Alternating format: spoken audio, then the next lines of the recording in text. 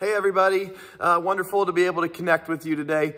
Wanted to give some encouragement to those of you who are filling out the assessment, for those of you who are members of our church. Some of you were hearing that as you read through this and you're going through this, that it's really hard.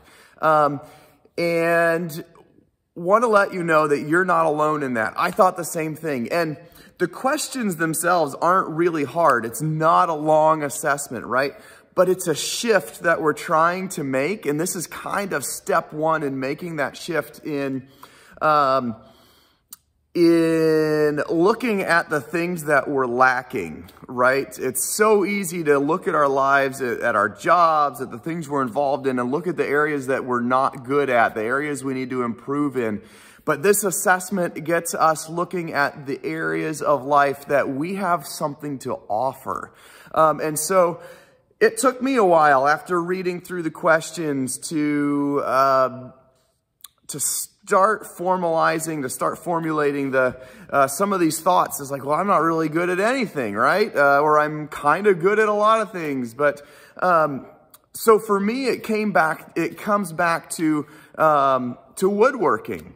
And I've got this wonderful, huge dream, and it's probably not the place that I'm going to be able to start at because it would occupy a whole lot of time, and which would be awesome. I would love to have a whole lot of time just to do woodworking, but it's a way for me to bring woodworking into community and into a relationship building space. And so maybe not the big idea I have, and I can share some of that with you guys sometime if you're interested, but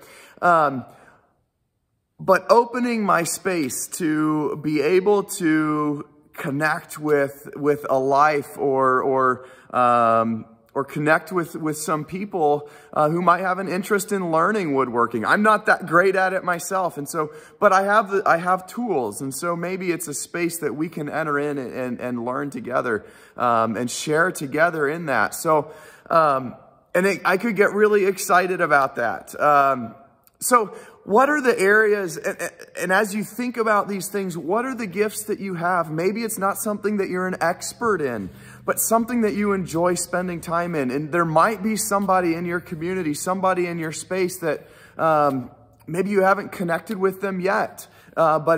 When you see the gift, see the things that you have to offer, you might be able to say and then see, oh, there's somebody that could use this. So it's really exciting. And I think this is where ministry happens. And this is where it's so much more than Sunday morning. And this gets me excited to talk about these ministry opportunities.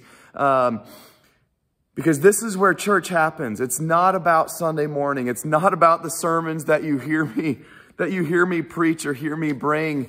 As much as our church time is focused on that, we're trying to make a shift here to, this is where one of the places that we get fed, but where the church has impact is how we go out into the week, into our lives, and use what we have to spread God's kingdom by engaging in our community with others and sharing in love with others. And for me, it would be woodworking. It wouldn't be cooking.